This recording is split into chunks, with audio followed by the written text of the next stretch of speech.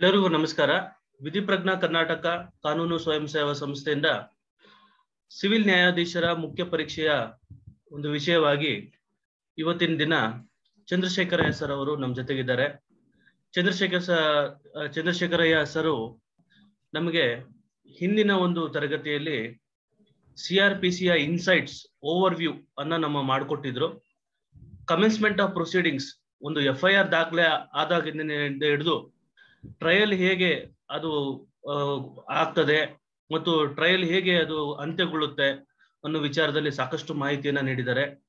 So ಇವತ್ತು ಅದರ ಒಂದು ಮುಂದಿನ ಒಂದು ಭಾಗವನ್ನ ಈ ಸಮನ್ಸ್ ಟ್ರಯಲ್ ಮತ್ತು ಸಮರಿ ಟ್ರಯಲ್ ಮತ್ತು warrant case trial by police report and not otherwise ಅನ್ನೋ ವಿಚಾರವಾಗಿ ಇನ್ನಷ್ಟು ಹೆಚ್ಚಿನ ಮಾಹಿತಿಯನ್ನ ಇವತ್ತು ಕೊಡಲಿದ್ದಾರೆ.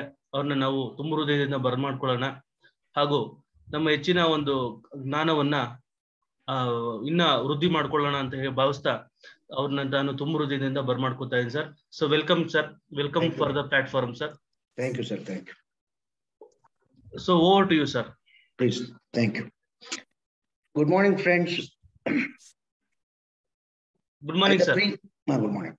In the previous class, we were discussing on the summons trial other than on the police report. We have stopped at section 256 of the Criminal Procedure Code. 256 would say that in the event of the non-appearance of an accused, in the event of non-appearance of a complainant before the court, what is the effect and consequences of the complaint? So the magistrate has a discretion either to adjourn the case if the complainant is absent, or if the complainant is represented by a pleader, at his request he can adjourn the case. When the complainant absent himself, when this case is set out for evidence, this is very important. It is not necessary that at all stages of the absence of the complainant will lead the magistrate to dismiss the complaint. When the complaint is at the stage of evidence, if the complainant is absent, then necessarily the magistrate will dismiss the complaint. And second stage of dismissal of the complaint is on the death of the complainant. On the death of the complainant also, the magistrate can dismiss. Now, very interesting point is, in a private complaint, when a complainant dies, what is the remedy available to the parties? Can the legal representatives of the complainant have right to prosecute or continue the proceedings is the question. Yes, very well. For instance, in case of offenses under section Negotiable Instrument Act, if the complainant dies,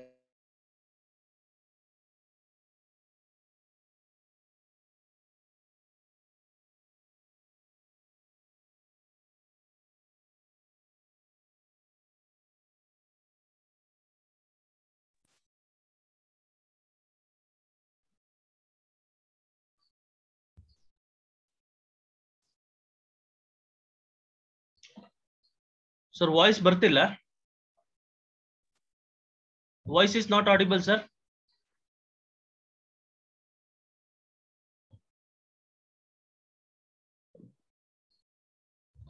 Sir, voice ಬರ್ತಾ ಇಲ್ಲ. Hello.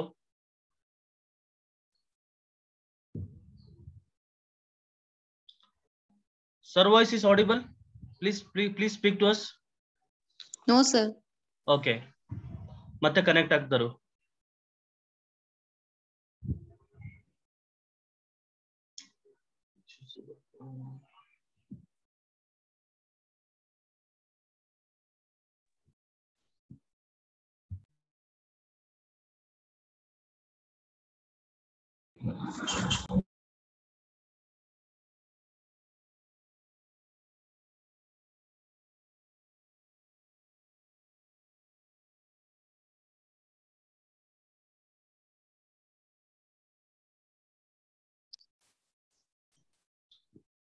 Power cut ಆಗಿದೆಯಂತೆ.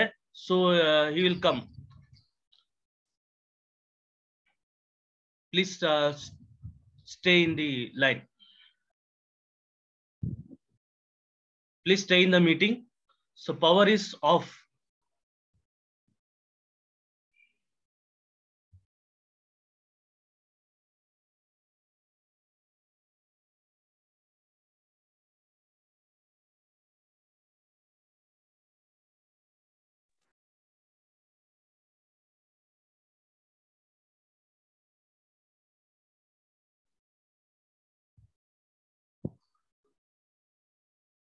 ಪರೀಕ್ಷೆಯ ದೃಷ್ಟಿಯಿಂದ ಯಾವುದಾದ್ರೂ ಪ್ರಶ್ನೆಗಳನ್ನ ತಾವು speaker ಅನ್ನ ಕೇಳೋದಾದ್ರೆ ತಾವು ಕೇಳಬಹುದು. ಮೊದಲಿಗೆ ತಾವು ಮೆಸೇಜ್ ನಲ್ಲಿ ತಾವು ಯಾವ ಪ್ರಶ್ನೆಯನ್ನ ಕೇಳಬೇಕು ಅಂತ ಇದ್ದೀರಿ ಆ ಪ್ರಶ್ನೆಯನ್ನ ನೀವು ಟೈಪ್ ಮಾಡಿ ಮೆಸೇಜ್ ಬಾಕ್ಸ್ ನಲ್ಲಿ ಹಾಕ್ಬೋದು.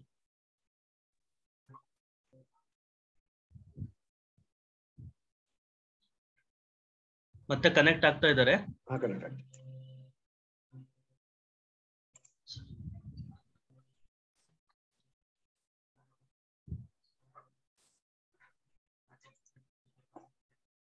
Connect. Okay. Well, friends, I'm sorry for the interruptions due to the power cut. It has been done. Now, the question is, in case of a death of the complainant, whether the entire prosecution will be terminated is a question that we need to answer. You have seen in CPC, when the plaintiff dies, the cause of action survives against the legal representatives. They may come on record and to prosecute the case. Similarly, the legal representatives of the complainant can continue the proceedings that is provided under the amended code. Yes, now, the next stage is section 257 of Criminal Procedure Code, which deals with the withdrawal of the complaint. Kindly see, I would like to emphasize here the two important aspects. Whether the complainant can withdraw the complaint at any stage, suo motu, of his own, is a question.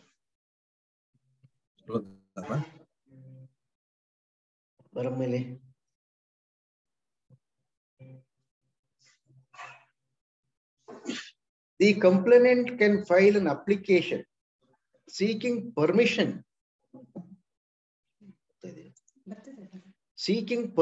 of the court to withdraw the complaint. The court, if it satisfies that the reason assigned in the application for withdrawal before a final order is passed, it can permit to withdraw. What is the effect of withdrawal of the complaint? How the accused to be treated at that circumstances? Necessarily, the accused will be acquitted. When the complaint is withdrawn with the permission of the court, then the accused has to be acquitted. That is section 257. Here, I will refer to the CPC also, since I'm practicing civil side. Order 23, Rule 3 provides for withdrawal of a suit. Order 23, Rule 1 speaks about the withdrawal of a suit by the plaintiff.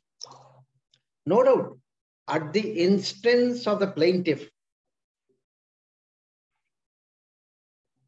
he can very well, or he has got a right to withdraw the suit. But the permission of the court is required for him to withdraw the suit, because if the court does not give permission to withdraw, the plaintiff will lose his right to file a fresh suit of the same cause of action. His right will be frustrated. So also in the complaint. If it is withdrawn, the LRs cannot sue, continue the prosecution. In civil suit, the right to sue by the LRC will be defeated. Therefore, normally, the parties will seek permission of the court to withdraw the suit also, so also to withdraw the complaint. This is the relevant point we need to quote at an appropriate time. Next, section 258. These are all the summons trial. 258, stoppage of the proceedings in certain cases. What is this astonishing section? Whether the court has power to stop the proceedings. Yes, and section 250, in any summons case instituted otherwise than upon a complaint. See, in which case the proceedings can be stopped by the magistrate? In a summons case instituted otherwise than a complaint, a magistrate of the first class or with the previous sanction of the chief judicial magistrate, for reasons to be recorded by him, stop the proceedings at any stage without pronouncing any judgment. Yes. See, this is the inherent jurisdictional power given to the magistrate. See, inherent power antaga, it is not section 482 of the Code of Criminal Procedure.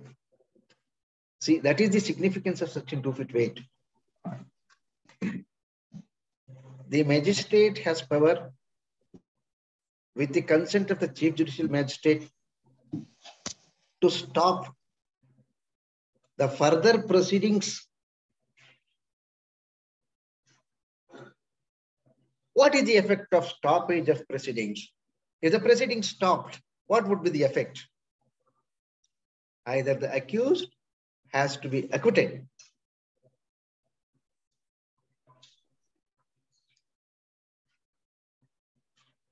there are two aspects. It again depends on the stage at which the proceedings is stopped. If the prime witness has been examined, then the accused will be acquitted.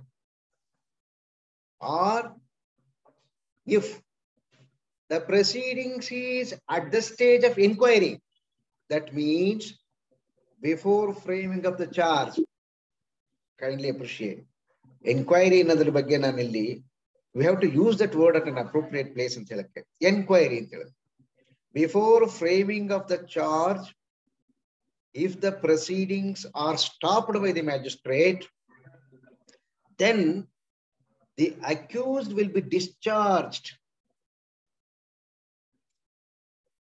If the proceedings is stopped after the commencement of the trial and the primary witness has been examined, then the consequences of stoppage resulting in an acquittal of an accused is the concept of stoppage of proceedings. And the next, one of the important section in the summons cases is power of court to convert summons cases into warrant case. What an interesting point. Whereas no warrant case can be converted into a summons case, but the magistrate has got power to convert the summons case into warrant case. Now we know the difference between summons case and warrant case, which has been classified based on the quantum of punishment prescribed under the code. Right?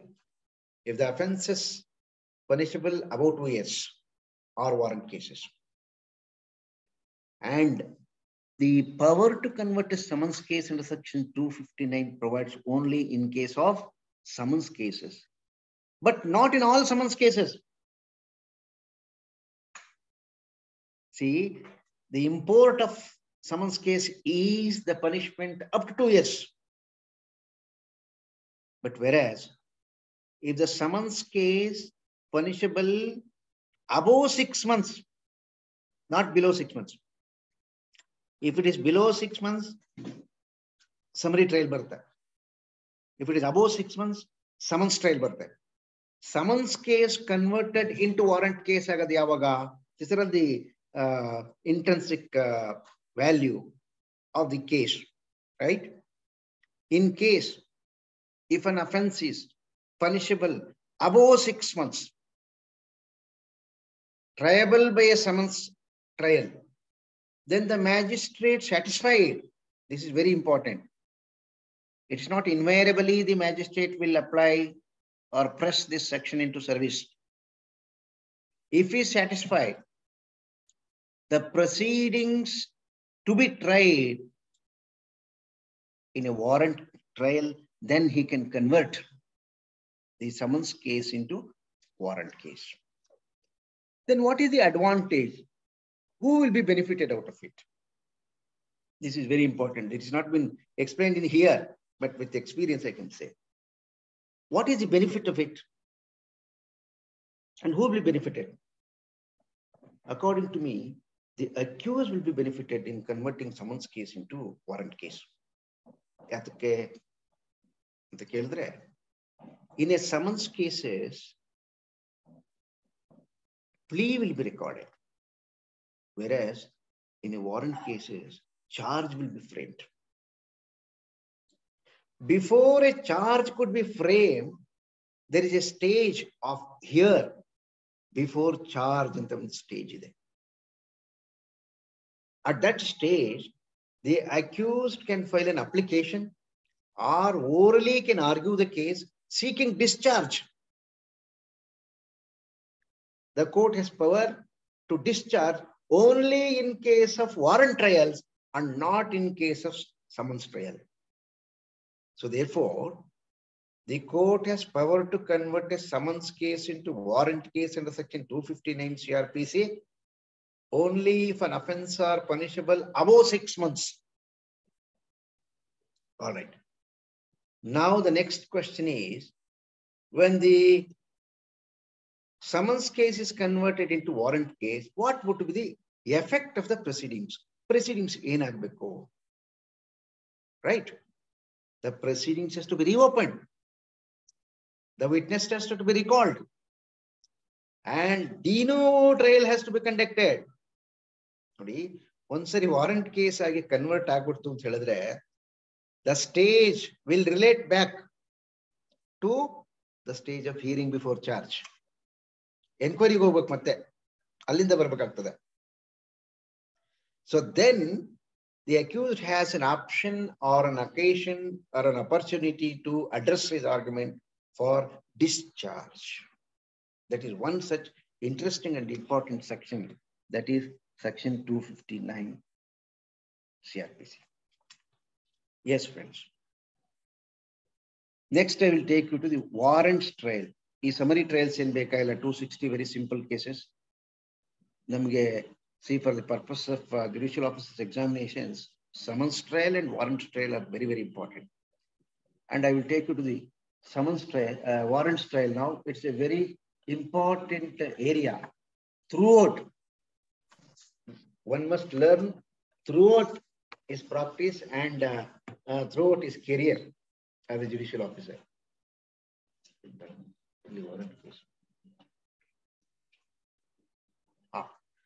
How to begin the warrant trial is important. It commences from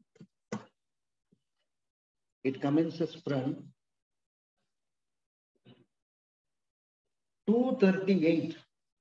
Yes. Trial of warrant cases by magistrate. Section 238 is important. Now, what section 238 speaks about?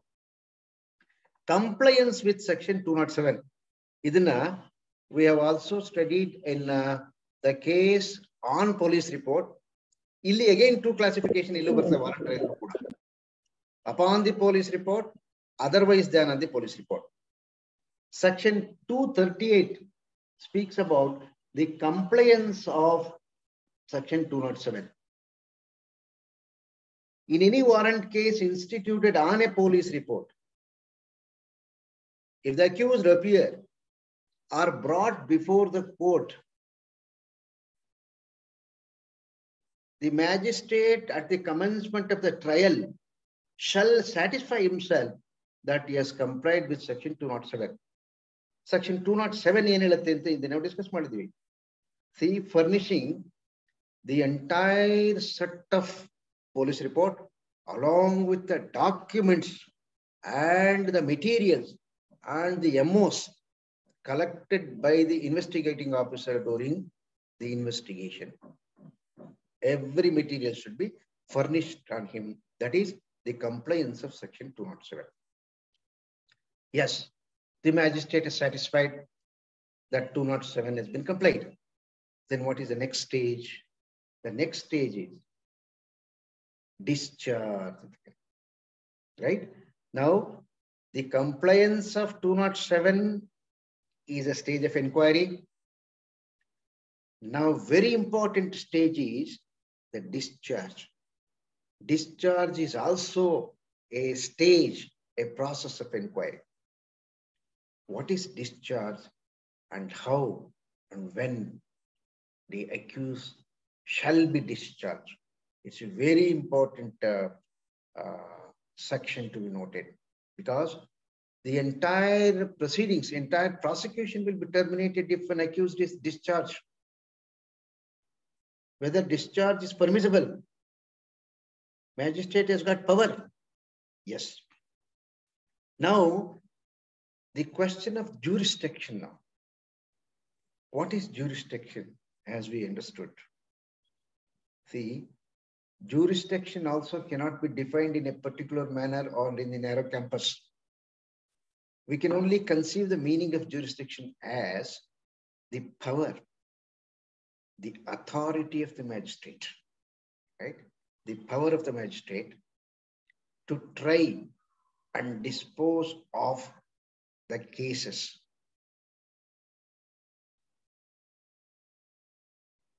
And jurisdiction means the authority to deal with an issue before him. Discretion is also a jurisdiction. And in one of the commentary I have said, jurisdiction means the dignity conferred on the magistrate. It's very, very important, because authority in the kevala power alla. It has got a wide connotation.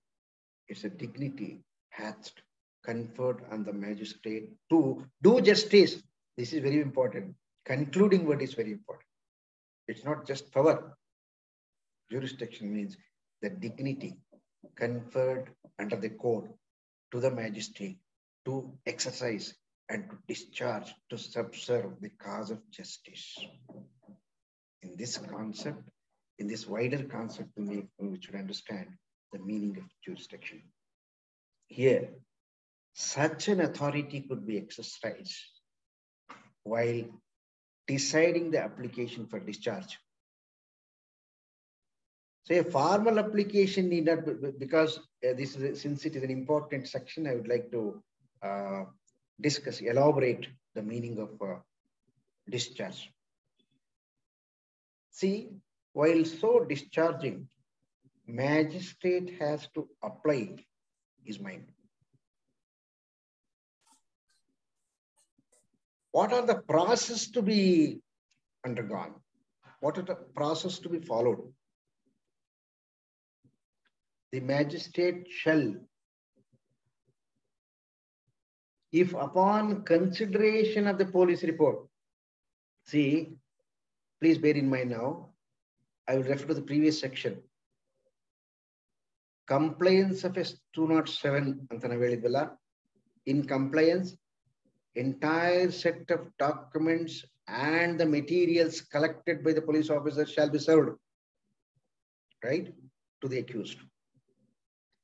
And the magistrate, while exercising the powers under section 239 for discharge, if upon consideration of the entire material, there is a police report and the documents sent with it under section 173, and making such examination, if any,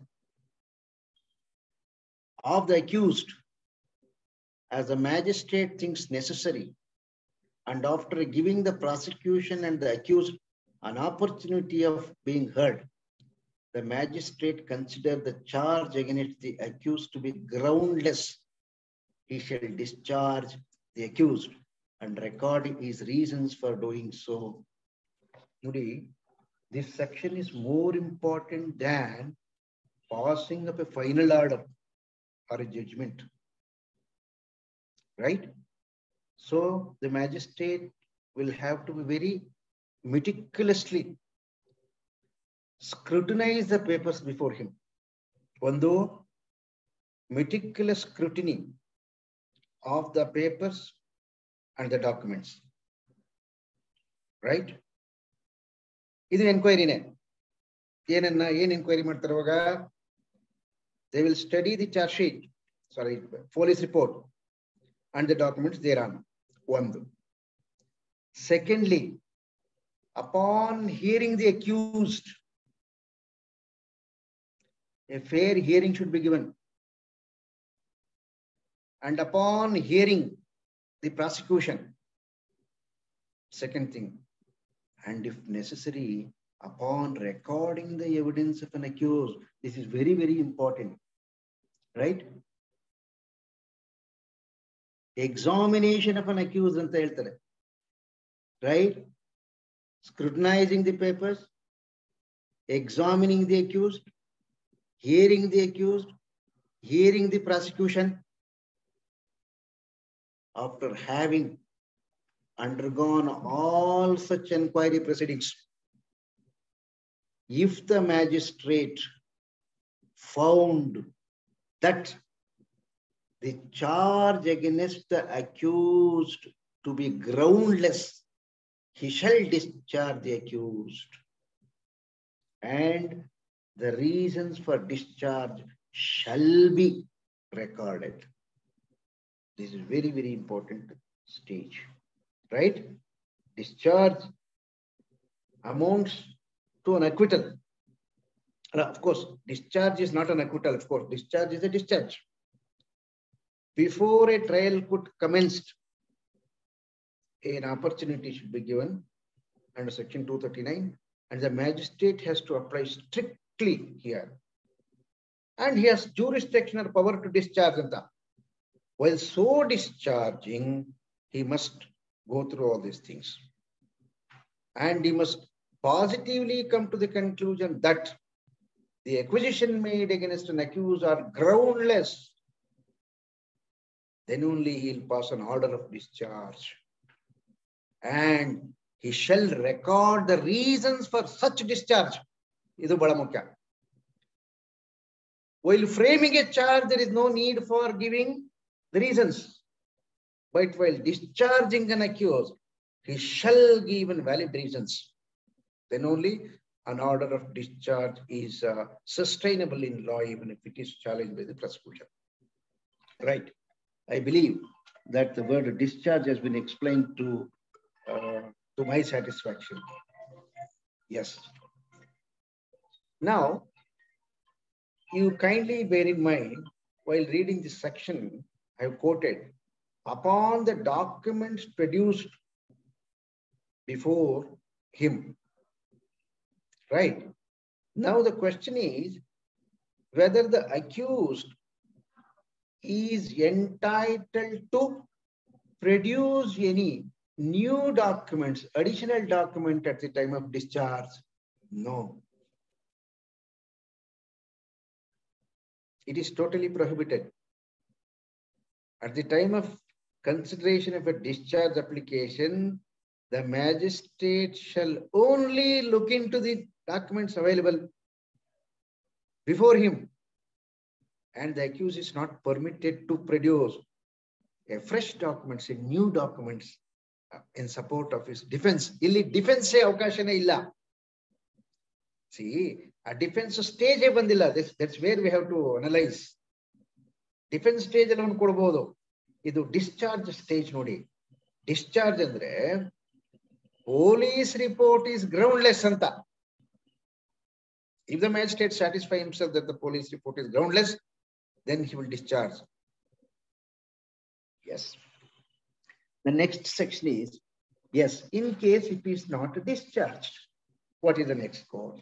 is the framing of charge. What if you understand very carefully about the discharge, then framing of charge is easy. Yes, what section 240 says, if upon consideration, examination, if any, and hearing, the magistrate is of opinion that there is ground for presuming that the accused has committed an offense triable under this chapter, which such magistrate is competent to try and in which his opinion could be adequately punished by him, he shall frame in writing a charge against the accused. See, ಇಲ್ಲಿ ಒಂದು important point ನೀವು note ಮಾಡಬೇಕಾಗ್ತದೆ. Though it appears to be similar to that of section 239, ಇಲ್ಲಿ the magistrate has to satisfy himself and he shall presume, ಇಲ್ಲಿ presumption under section 114 of the Indian Evidence Act. Presumption is a legal presumption. Legal presumption is permissible. Legal permission with regard to the alleged offences appears to have been committed by the accused. ಯಾವಾಗ charge frame ಮಾಡೋದು ಅಂತಂದಾಗ magistrate upon doing such exercise stated earlier, if he legally presumed that accused has committed an offense, then he will frame the charge, right? Based on the available records. Illi satisfying anantkina presumed to have committed an offense, then he can frame. Yes, andre prima facie the magistrate find that there is a case for trial anta. He must come to an opinion. He'll presume that there is a case for trial anta satisfy other magistrate. He will frame the charge, and the charge has to be in writing. Adu mukhya. Charge has to be in writing. And who has to pass that charge? Who has to frame that charge? A magistrate who has got jurisdiction and authority, and that he has power to adequately punish, right? He has power to adequately punish such magistrate. Andre, a competent to try the case. It's not that all magistrates. Bear in mind, now in the course of investigation, we have discussed that whether the magistrate has got jurisdiction or not, the accused will be produced immediately before him for the purpose of recording confession and ಹೇಳಿದ್ವಿ. But whereas here, to begin the trial, to commence the trial in a warrant case, the magistrate shall have jurisdiction, shall have competence to try the offences, to punish adequately. Not all magistrate has framed the charges. Only magistrate who has been competent to decide the case, who has power to adequately punish him, and if he is satisfied and presumed and formed opinion that there is a ground, prima facie ground to proceed against him and there is a triable case against him, then he must record the reasons and frame the charge in writing, right? That is his prima facie and first duty. He must frame the charge in writing. And the next stage, important stage is, it is his duty. What is his duty? He shall read and explain to the accused, and he shall be asked whether he pleads guilty of the offense charge or claims to be tried. Idu bala mukha illi nodi. An important sentence here is, first he must read and explain to the accused about the charge. Then he shall be asked, on kelbeku, ondu odili arthavaita anta. Yakandre invariably magistrate will frame the charges here. This is very, very important stage. Therefore, I'm reading to my satisfaction, right? He must frame in writing first stage, and he shall read over the contents of the charge and ask the accused as to what? He will read and explain. Then he shall ask whether he pleads guilty of the offense charge or claims to be tried. Guilty ಮಾಡ್ಕೊಳ್ತೀರಾ ಅಥವಾ trial ನಡೆಸ್ತೀರಾ ಅಂತಕ್ಕಂಥದನ್ನ specific ಆಗಿ ಕೇಳಬೇಕು. Right? This is the second proviso of section 240. Okay. Then, after satisfactorily framed this charge and read over to the accused, then the accused, having understood the consequences of framing charge, right? Then if he pleads guilty, now what would be the course open to the magistrate? Accused very well understand the impact of the pleading guilty. Still he pleads guilty. Then, if the accused pleads guilty, the magistrate shall record the plea and may, in his discretion, convict him thereon. You see, kindly see. Plead guilty madkand takshana, he shall convict ant helilla. See, the discretion is given to the magistrate. Even if an accused pleads guilty, may convict ant heltare. Right? In his discretion, convict him thereon. Andre, plead guilty madkand takshana conviction kodlebeku anta illa. This is the one important power of discretion given to the magistrate. Suppose ಏನಾಗುತ್ತೆ ಅಂದ್ರೆ ಯಾಕೆ ಈ ಒಂದು ಪ್ರೊವೈಸೋ ಮಾಡಿದ್ದಾರೆ ಅಂತ ನನ್ನ ದೃಷ್ಟಿನಲ್ಲಿ, suppose without knowing the consequences plead guilty ಮಾಡ್ಕೊಂಡ್ಬಿಡ್ತಾರೆ ಕೆಲವು ಅಕ್ಯೂಸ್ಗಳು. So they will have to face a far-reaching consequences in order to afford an opportunity to them. Magistrate may not proceed to convict him. He may proceed further for trial also in spite of he accused being pleading guilty. Yes. All right. In case if an accused does not plead guilty, what is the next course? The trial to begin. If the magistrate does not convict upon the pleadings, plead guilty, or if the accused claims to be tried, then the next stage is to commence the trial. How to begin the trial? Who has to come in the trial is the next question, right? Well, section 242 speaks about evidence for prosecution. Hage evidence commence agodu. This is very interesting and important. Who has to begin and how the court will proceed further for trial? Yes, 242 speaks about if the accused refuses to plead or does not plead or claims to be tried, or the magistrate does not convict the accused under section 241, the magistrate shall fix a date for the examination of witnesses. Invariably, this process ಮಾಡ್ತಾರಾ ಅಂತ. Normally in practical parlance, magistrate will yes issue notice to the witnesses ಅಂತ ಹೇಳ್ಬಿಡ್ತಾರೆ. But the act demands that the magistrate to fix a date for trial. Fix a date for trial. In sessions court alli adanna ಮಾಡ್ತಾರೆ absolutely. Whereas in magistrate courts alli ಏನು ಮಾಡ್ತಾರೆ ಅಂದ್ರೆ ಸಾಮಾನ್ಯವಾಗಿ plead guilty ಮಾಡ್ಕೊಳ್ಳೋದ್ರೆ yes issue notice to CW 1 to 4 ಅಂತ ಹೇಳ್ಬಿಡ್ತಾರೆ. That's not so. But they must fix a date for trial. Yes.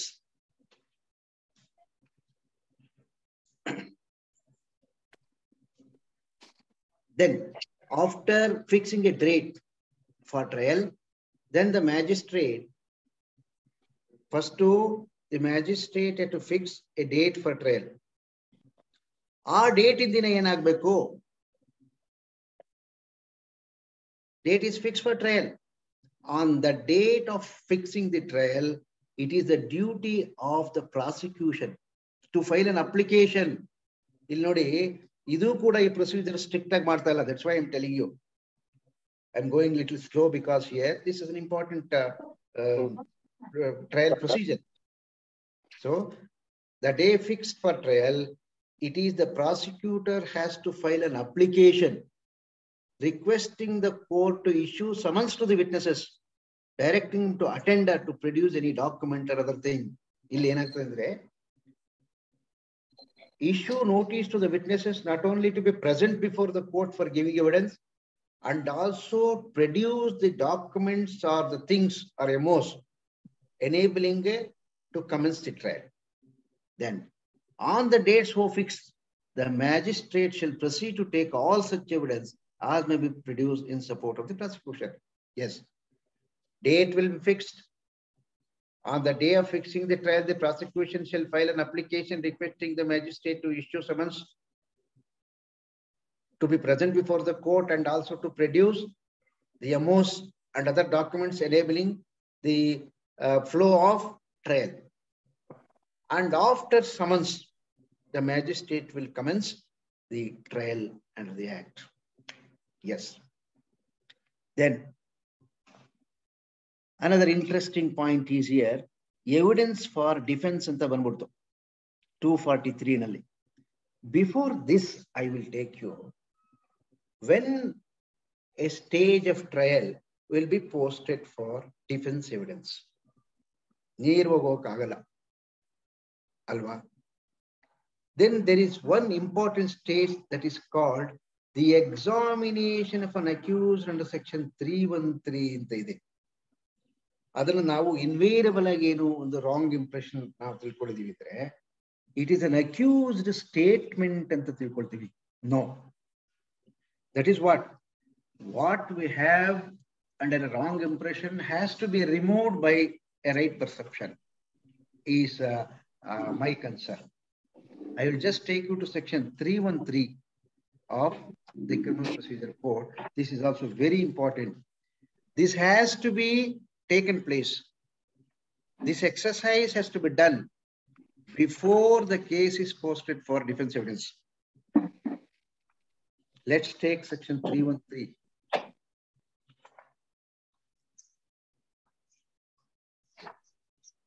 313.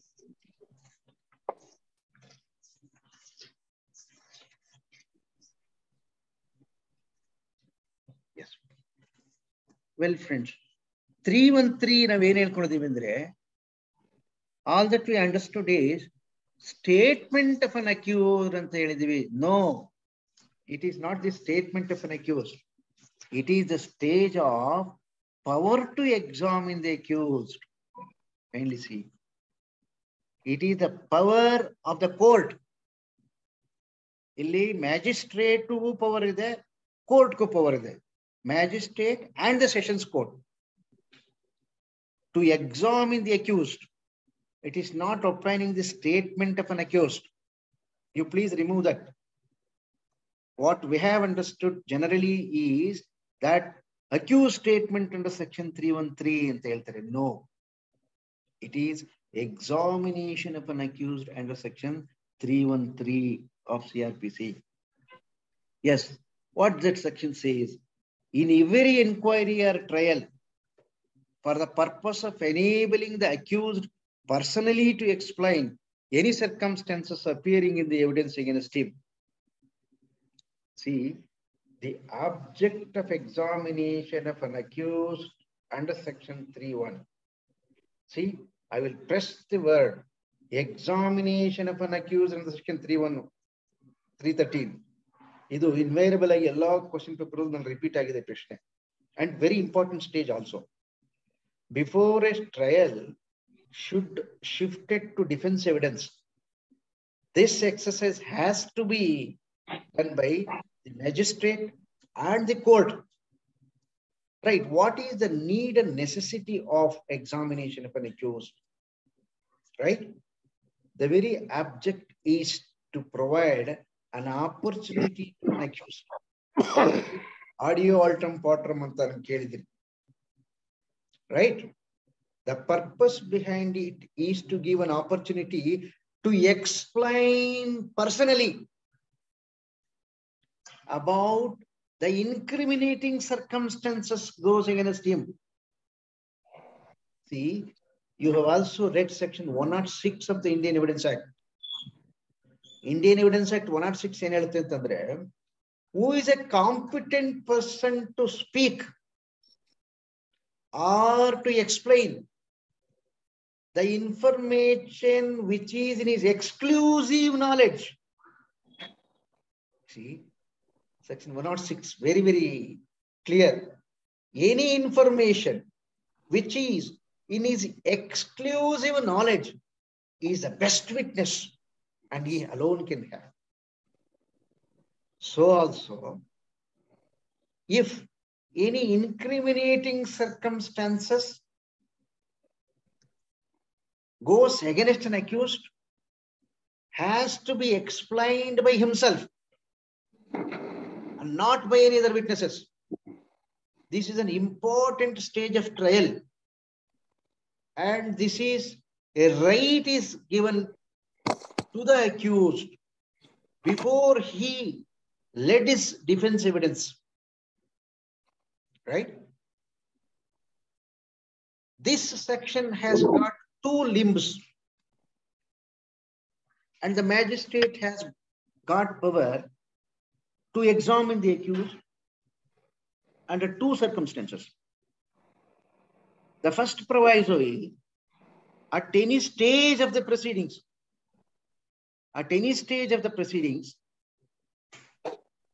without previously warning the accused, put such question to him as the court considers necessary. There are two clauses. At any stage of the proceedings, without previously inform the accused, the magistrate or the court put any questions if he finds it necessary. It is the discretion of the court. Any stage alli ಏನು ಪ್ರಶ್ನೆ ಬೇಕಾದರೂ ಕೇಳಬಹುದು, ಅದು discretion of the magistrate or the court under section 313 statement. And the second part is very, very important. First part is may put any question at any stage. It's an option given to the magistrate. Whereas at the second party, it is mandatory. Shall, after the witnesses for the prosecution have been examined and before he is called on for defense, kindly see, I stopped at section 243 of the Indian Criminal Procedure Code. Before defense evidence relevant right? One though action of the magistrate or a court can put questions at any stage. But whereas the mandatory compliance of requirement of section 313 is the magistrate or a court shall, after the witnesses of the prosecution have been examined and before he is called on for his defense, question him generally on the case. Right? He shall anta. Yavaga shall. After the examination of the witnesses, evidence has been collected. In such an evidence, there are numerous evidence collected and such evidences goes against the accused. And it is accused alone shall explain such incriminating circumstances goes against him. And the court may not believe all such evidences placed by the witnesses during the course of trial. So therefore, the magistrate had to satisfy himself by reading the evidences of the witnesses and get those evidences confronted to the accused and to got an explanation by personally. So his own answer will be given. That is the important, that is the mandatory compliance of section 313. He shall question the accused under section 313. Next, while so examining the accused under section 313, still I'm importing the word examination of an accused, not accused statement. No oath shall be administered to the accused when he is examined under section subsection 1. Nodi, oath kodabekagilla. 313 lili examination madbekadaga. Then the accused shall not render himself liable to punishment by refusing to answer such questions or by giving false answer to him. Nodi, the consequences is he need not answer all the questions. Right? He is not bound to answer all the questions posed by the court. Right? In case if an accused gives a false statement, he need not be punished for such giving false statement under section 313. Right? Refuse ಮಾಡಬಹುದು answers na, or by giving false answer to them, that cannot be taken against him, and he shall not be punished on such circumstances. The next is the answer given by the accused may be taken into consideration in such inquiry or trial and put in evidence for against him any other inquiry into or trial, any other offences which such answers may tend to show he has committed. Nodi, subclass 4 importance ಏನು ಅಂತ ಹೇಳಿದ್ರೆ, the accused need not answer all the questions posed by the magistrate or the court during the course of 313 examination. And he may refuse to answer or give a wrong answer. But how to use such answer? That answer can be used in a different trial. Right? That is the scope of examination of an accused. Yes, then. The court may take help of the prosecutors and the defense counsel in preparing relevant questions. Yakendre, examination of accused under section 313 yavag bartadre, if all the witnesses of the prosecution have been examined, a lengthy evidence has been recorded. Right? So to condense the relevant answers to decide the case before him, the assistance of the prosecution and the defense can be taken by the magistrate, and they can prepare like framing of an issue. Draft issue based on the pleadings. Here also, the magistrate can take the assistance of the prosecution and the defense to prepare the substance of an examination of the witnesses' evidence to pose the same to the accused under while examining section 313. Yes. This is insofar as examination of an accused under section 313 is concerned. Next, I will go back to section 243. Yes.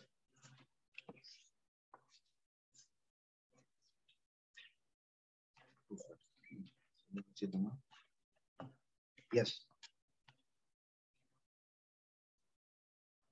Now, the 313 statement applicable even for the warrant case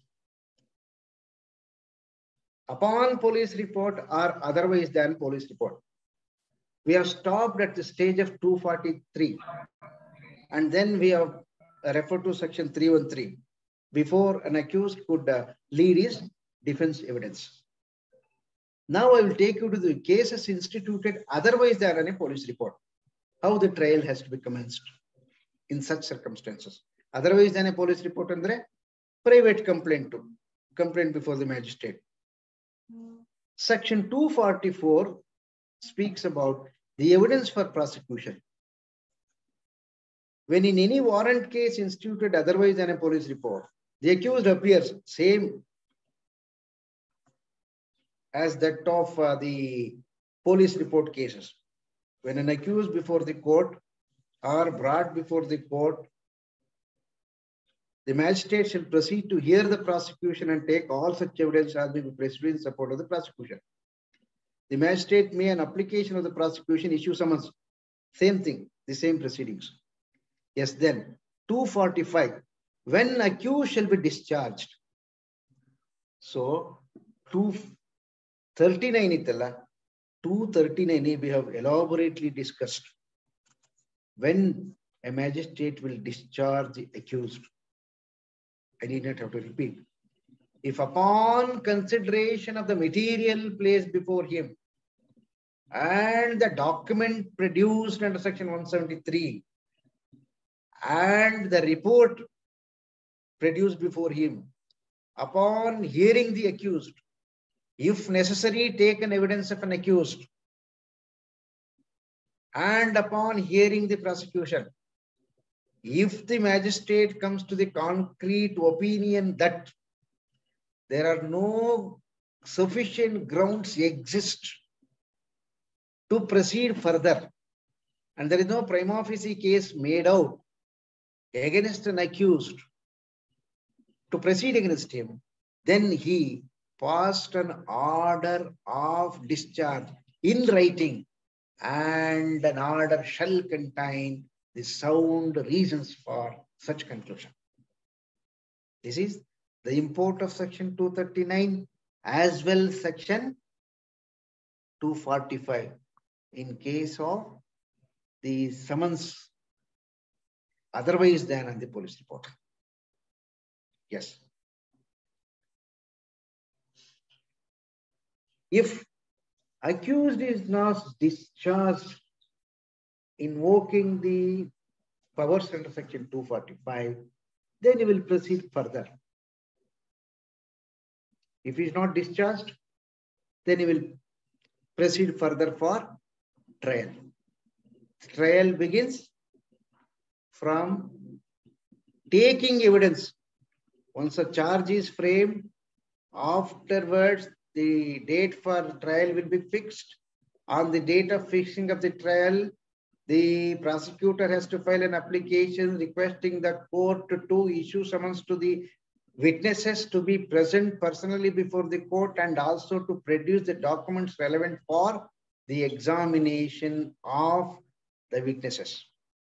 Upon such service of summons, the witnesses present before the court and produce the document, he will begin the trial by recording the evidence, of the witnesses. And then after recording the evidence of the witnesses, again section 313, compliance of section 313, that is the examination of the accused. Then, after compliance of such requirements, the magistrate will conclude the trial, the conclusion of trial by way of acquittal or conviction. Nodi, discharge, conviction, acquittal ginda jasti wide scope ಇದೆ discharge. ಇಲ್ಲಿ materials produced by the witnesses has to be examined, right? Oral evidence and the documentary evidence placed by the prosecution has to be examined, whereas in discharge only available documents to be examined. Yes, section 248 speaks about acquittal or conviction after conclusion of the trial. Yes, if in any case under this chapter in which charge has been framed, the magistrate finds the accused not guilty, he shall record an order of acquittal. Yes, very well. After considering everything, if a magistrate finds that accused is not guilty, he shall record an order of acquittal and section subclass 1 of section 248 of Cr.P.C. Yes. So this is the conclusion of trial, resulting in acquittal or the conviction under section 248. Now, friends, I will take you to one important area of our discussion for the academic purpose as well as for the examination purpose. That is section 265. Plea bargaining. Idrallu nan question paper nodide. It is a very interesting and innovating area where even in criminal cases, in criminal prosecution, such an opportunity could be provided. ಏನು plea bargaining ಅಂದ್ರೆ? Bargain ಅಂದ್ರೆ ಏನು? ಚೌಕಾಸಿ ಮಾಡೋದು. S, ಚೌಕಾಸಿ. In respect of what?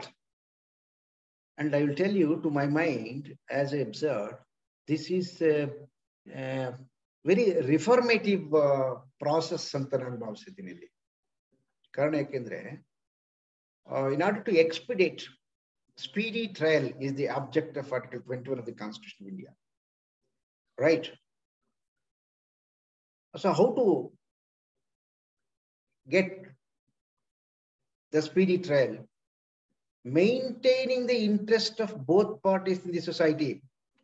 Illi, in a prosecution, a victim, an injured, accused, and the state have got equal responsibility in dispensation of justice.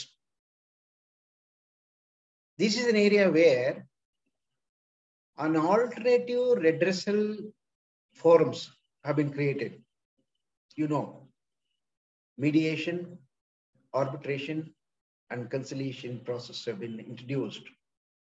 However, that area, that forums are really working effectively, and justice is being done to the extent expected by the legislation. In order to have redressed their grievance in civil side, the same benefit is being extended to the prosecution also. This is really a very good move. I feel this is a good innovation. ಯಾತಕ್ಕೆ ಅಂತ ಹೇಳಿದ್ರೆ, ಈ plea bargaining process ಅಲ್ಲಿ ಯಾರು ಮುಂದೆ ಬರ್ತಾರೆ? ಯಾಕೆ ಇದನ್ನ ಈ ಅವಕಾಶ ಕೊಡಬೇಕು ಅಂತ ಹೇಳಿದ್ರೆ, ಇಲ್ಲಿ ನೋಡಿ, ನಾವು ಕನ್ಫೆಷನ್ ಅಂತ ಪದ ನಾವು ಬಳಸ್ತೋ ಇಲ್ಲಿ.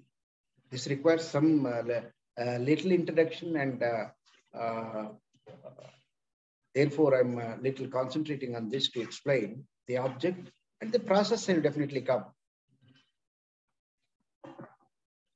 See, ಒಬ್ಬ ಮನುಷ್ಯ ತಪ್ಪು ಮಾಡ್ತಾನೆ ಅಂತ ಇಟ್ಕೊಳ್ಳಿ, ಕನ್ವರ್ಷನ್ ಇಸ್ ರಿಬರ್ತ್ ಅಂತ ಹೇಳ್ತಾರೆ. ಬದಲಾವಣೆ ಇದೆಯಲ್ಲ, ಈ ಚೇಂಜ್ ಪ್ರಾಸೆಸ್ ಯಾವ ಸಂದರ್ಭದಲ್ಲಿ ಯಾವ ಕಾರಣಕ್ಕೆ ಆಗಿರ್ತಾರೆ ಅಫೆನ್ಸ್, ಬಟ್ ಅವನು ಯಾವಾಗಲೂ ಕೂಡ ಅಫೆಂಡರ್ ಆಗಿ ಉಳಿಲಿಕ್ಕೆ ಸಾಧ್ಯವಿಲ್ಲ.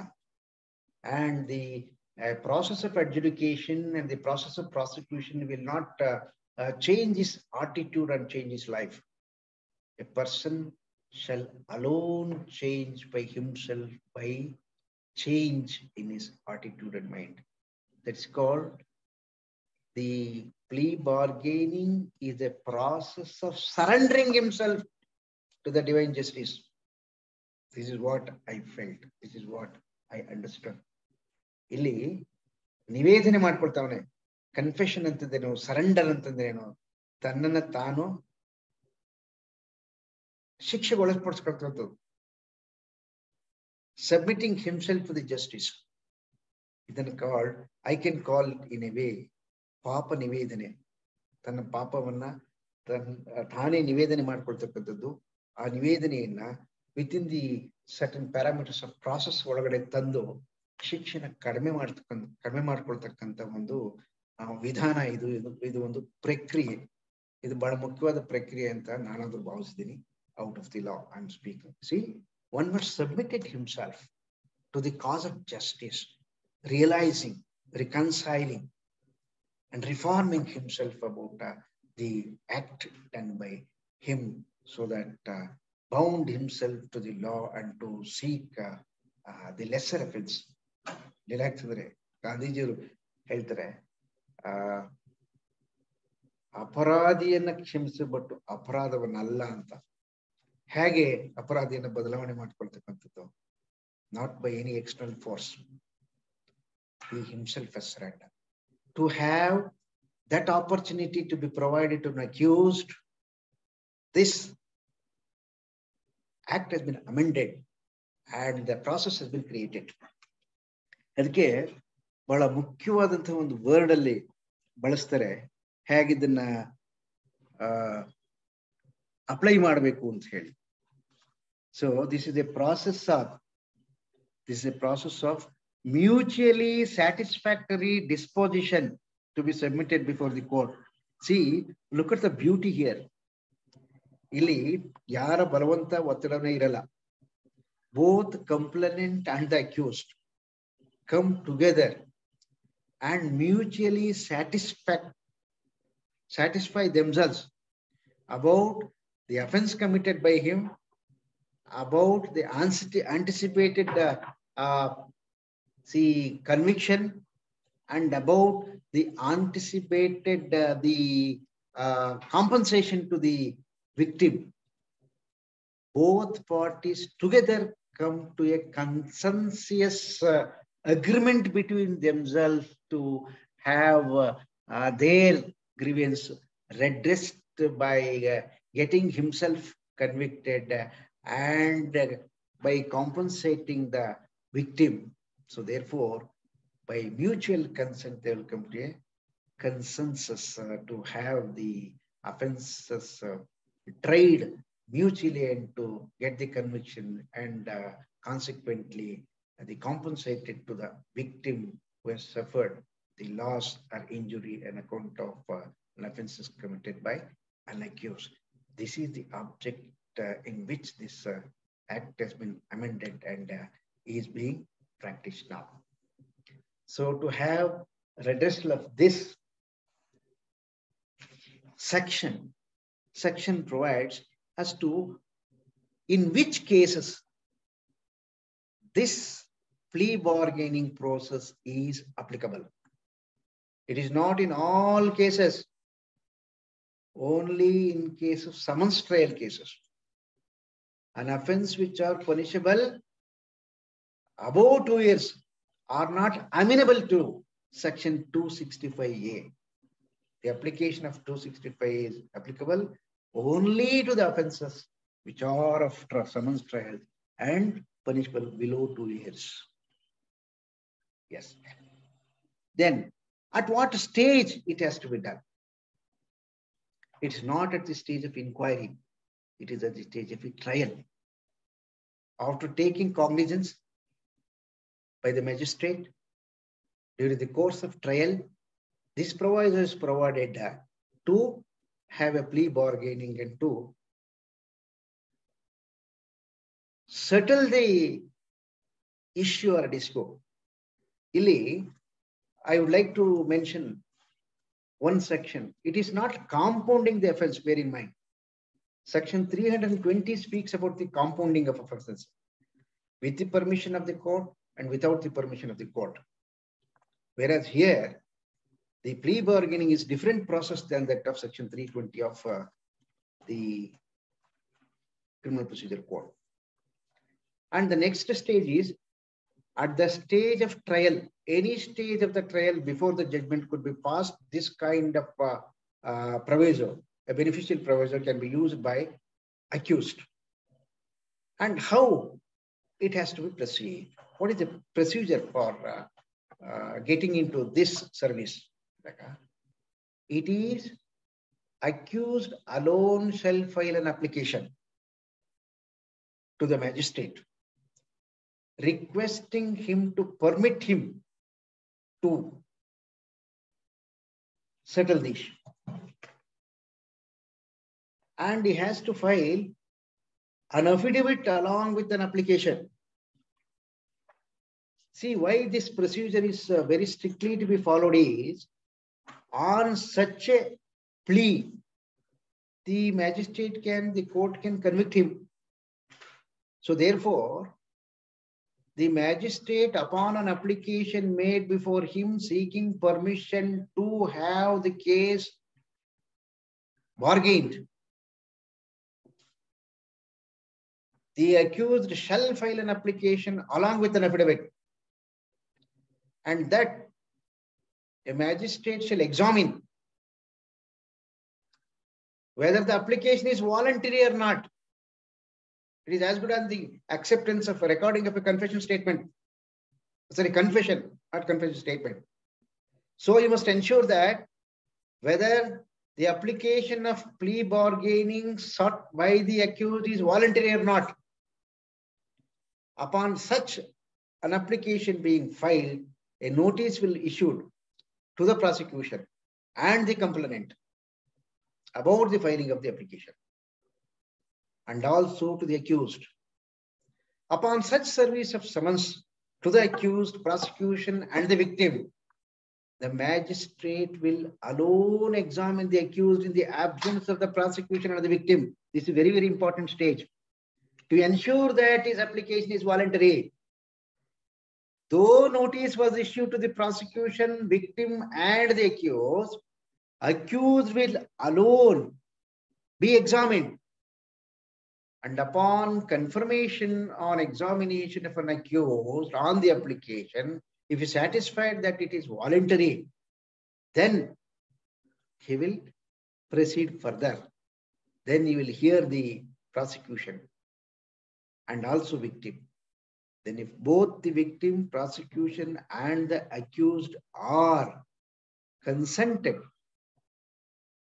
for their case disposed of under the guidelines of mutually satisfactory disposition, then the magistrate will dispose of the case under section 265E and under section 265F pass a judgment in the open court signed by the magistrate. The one of the advantage of this case is when the case is settled in a plea bargaining process, that conviction order, conviction will be made there, no doubt. But conviction order will not be challenged. It attains the finality.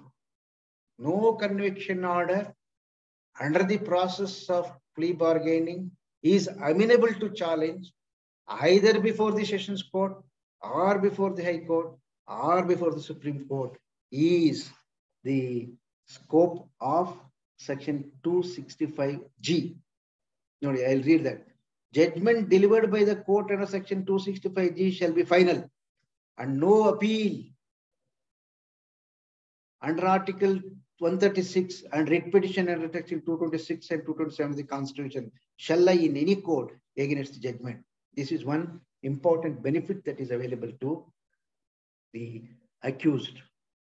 And in such an exercise, the victim is also being compensated in terms of compensation, right? Now, let us know who is a victim at this stage. Who is a victim? Victim has been defined in section 2Y of Cr.P.C. Victim of the case, scope of the victim has been enlarged, saying that victim means not only the person who suffered injury, victim includes his legal representatives and the guardian. Victim includes the legal representatives and the guardian. Yes. Right.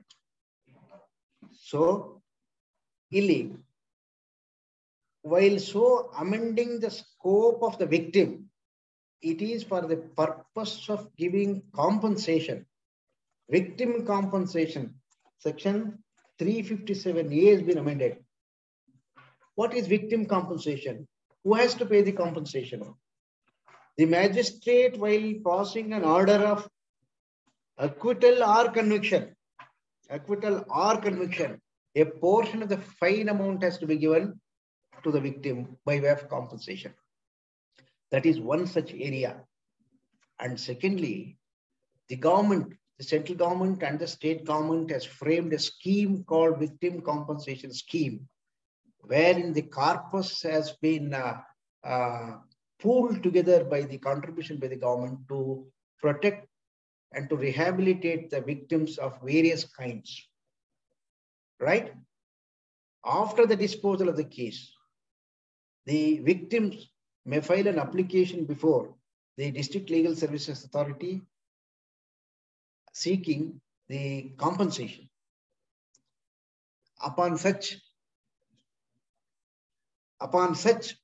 application, either that application to the refer to the magistrate, or if an application is filed before the magistrate himself, the magistrate will refer that application to the legal services authority.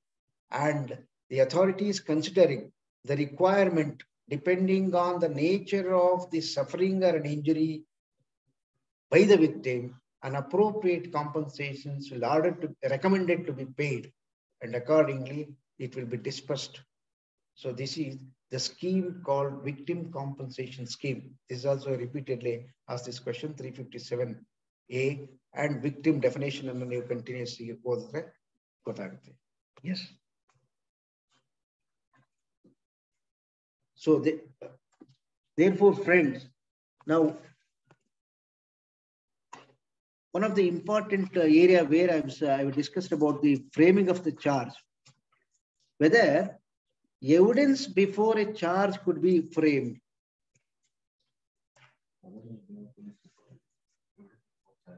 Yes.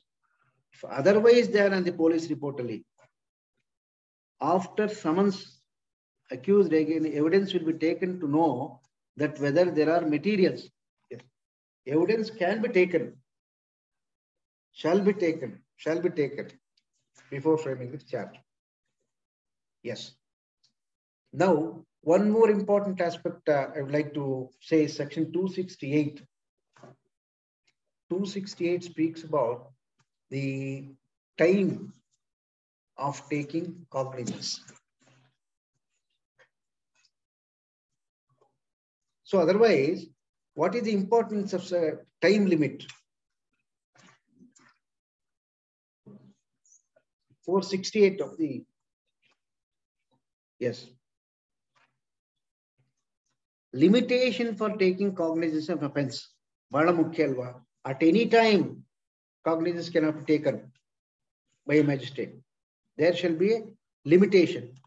A limitation has been fixed under section 468. No court shall take cognizance of an offense of the category specified in subsection 2 after the expiry of the period of limitation. The period of limitation shall be 6 months if the offense is punishable with fine only. Suppose you see, if the magistrate were to take cognizance even after 10 years of an offense committed, it is not permissible. It again affects the liberty of an accused. There shall be limitation for every action, right? If an offense is punishable with 6 months, with fine only, within 6 months of the offense, cognizance is to be taken. 1 year, if the offense is punishable with imprisonment for a term not exceeding 1 year. Yes. Within 1 year only, if an offense is punishable with 1 year, to go back. 3 years, if the offense is punishable with imprisonment for a term exceeding 1 year, but not exceeding 3 years. Yes. So, the cognizance will be taken by the magistrate based on the quantum of punishment fixed by the offense, fixed in the offense. Right. Then, how do you assess the limitation? The limitation begins to run from which time? It is from the date of commission of an offense. From the date of commission of an offense. Yes, if the date of commission of an offense is not within the knowledge, when the date of knowledge of the commission of an offense to the complainant or to the police officer. Yes, in case if the offense is not within the knowledge of the complainant or the police officer, then the court has power to extend the limitation period. This is very, very interesting and important, because you know in the Limitation Act, there is a section called Section 5 of the Limitation Act, where the limitation can be condoned on showing sufficient grounds to condone it. Whereas in this criminal proceeding, the court has no power to condone, but the court has power to extend the limitation period for instituting the prosecution against a person if shown, if sufficient grounds is shown. Yes, under what circumstances can be extended? If a person bona fidely contesting the prosecution in a different forum, right? In that circumstances, the limitation can be extended. Or if the prosecution is stayed by any courts, then the limitation can be extended. Or in any case, the sanction is prior sanction to prosecution is required under section 197 of Cr.P.C or under section 19 of the Prevention of Corruption Act to prosecute against a public servant. During the pendency of the sanction order, the limitation can be extended. So therefore, limitation point is very, very important for the initiation of the proceedings or the prosecution against an accused. This is in respect of the time for taking cognizance of initiation for proceedings. Well, friends. Next, I will take you to the bail. This is, I have seen in some question papers. Section 436, 437, 438. Iವೆಲ್ಲ very easy sections. One passing remarks. Yes. What is 436? In all bailable offences, as a matter of right, the accused is entitled for bail before a magistrate. Section 437 deals with, in a non-bailable offences, the magistrate may grant, the word may anta ide, whereas 436 alli shall anta ide. Yes, what are the grounds for granting bail? Granting bail is purely a discretion, and the bail order are distinguishable. There is no homogeneous conditions or the grounds to be present. It all the discretion of the magistrate, either to grant or to reject the bail. Depends on the nature of the offense and the parties and the gravity and the seriousness and the person behind it. And if she is a woman, or if she's an insane, or if she is a lady, if she is an aged man, if taking consideration of the health condition of the parties, taking consideration whether the person is a student or his previous antecedents, are all the yardsticks or consideration for granting or rejecting the bail under section 437 by the magistrate.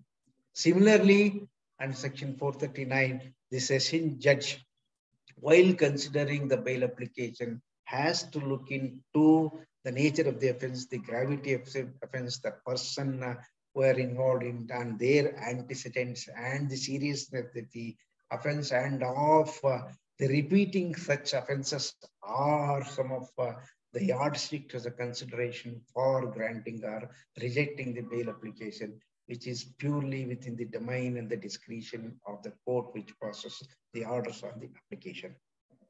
And once an application is rejected, it is not appealable before the High Court, but a fresh application filed before the High Court.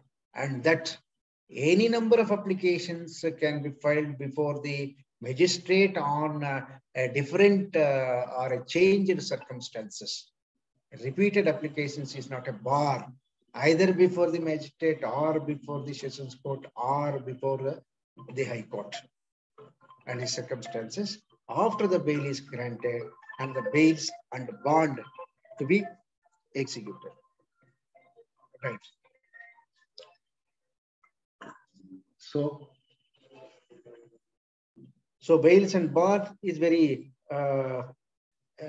commonly being disposed of by the courts, and regularly these applications could be filed. So now, friends, finally, I'll come to the conclusion by referring to chapter 37, that is saving proviso. Section 482, 483 of the Criminal Procedure Code provides for inherent power of the High Court. See, inherent power has to be given only to the High Court and not to the magistrate. Only if there is an abuse of process of law, the High Court at the threshold can quash the FIR at the first instance, and also High Court can quash even the charge sheet also based on the circumstances of the case is concerned. And in so far as 483 is concerned, this is again a power of the High Court in an administrative side, as like Article 226 of the Constitution of India and 227. 483 is a supervisory power vested to the High Court under the Code of Criminal Procedure. So therefore, with this preface, I would conclude, and I feel that this is useful for me at the first instance, and if it is useful for you, I'm so happy. Thank you very much. Time 11:25. Yes, sir. So thank you very much, sir. So we are enthralled. Definitely. So ನಮಗೆ ಎಷ್ಟು ಖುಷಿ ಆಗ್ತಾ ಇದೆ ಅಂತಂದ್ರೆ, so you are kindly what we can say, you are a asset to the legal fraternity. So definitely ನಮಗೆ ಎಷ್ಟು ಸಂತೋಷ ಆಯ್ತು ಅಂದ್ರೆ, ಎಲ್ಲರೂ ನೋಡಿ ವೆರಿ ಇನ್ಫಾರ್ಮೇಟಿವ್ ಲೆಕ್ಚರ್ ಅಂತ ಹಾಕಿದ್ದಾರೆ, wonderful insights, wonderful explanation. So ಸಾಕಷ್ಟು ನಮಗೆ ಪಾಸಿಟಿವ್ ರೆಸ್ಪಾನ್ಸ್ ಬರ್ತಾ ಇದೆ. ವೆಂಕೋಪ ದೇಸಾಯಿ ಅವರು ಹೇಳಿದ್ದಾರೆ, ಜಾಯಾ ಮೇಡಮ್ ಅವರು ಹೇಳಿದ್ದಾರೆ, ಸಾಕಷ್ಟು ಒಂದು ನಮ್ಗೆ ಎಷ್ಟು ಇನ್ಫಾರ್ಮೇಟಿವ್ ಕ್ಲಾಸ್ ಇದು, ತಮ್ಮನ್ನ ಮತ್ತೆ ನಾವು ಬರ್ಮಾಡ್ಕೋಬೇಕು ಅಂತಾನು ಸಹ ನಾವು ಯೋಚನೆ ಮಾಡಿದ್ದೀವಿ ಸರ್.